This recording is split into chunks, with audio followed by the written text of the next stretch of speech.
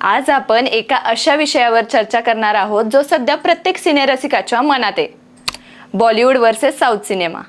कोणाचा प्रभाव जास्त आहे, कोणत्या सिनेमांना प्रेक्षक जास्त पसंती देत आहेत आणि या दोन्ही इंडस्ट्रीमध्ये काय मोठे बदल घडत आहेत.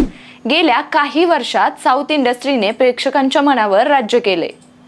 बाहुबली, KGF, RRR, पुष्पा यांसारख्या चित्रपटांनी संपूर्ण देशातच नाही तर आंतरराष्ट्रीय स्तरावरही धूम उडवली.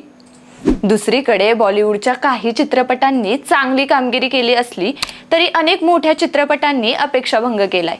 याचं कारण काय असेल? कथानकाची ताकद, दमदार संवाद, कलाकारांची जबरदस्त अदाकारी की प्रेक्षकांच्या आवडीनिवडी आता बदलल्यात? बॉलिवूड अजूनही भारताची सर्वात मोठी फिल्म इंडस्ट्री आहे. पठाण, जवान आणि गदर 2 यांसारख्या चित्रपटांनी बॉक्स ऑफिसवर कोट्यवधींची कमाई केली. मग खरंच बॉलिवूड मागे पडतंय का की साऊथ सिनेमांचा ट्रेंड तात्पुरता आहे? तर तुम्हाला काय वाटतं? भविष्यात कोणाची जादू कायम राहील, बॉलिवूड की साऊथ सिनेमा?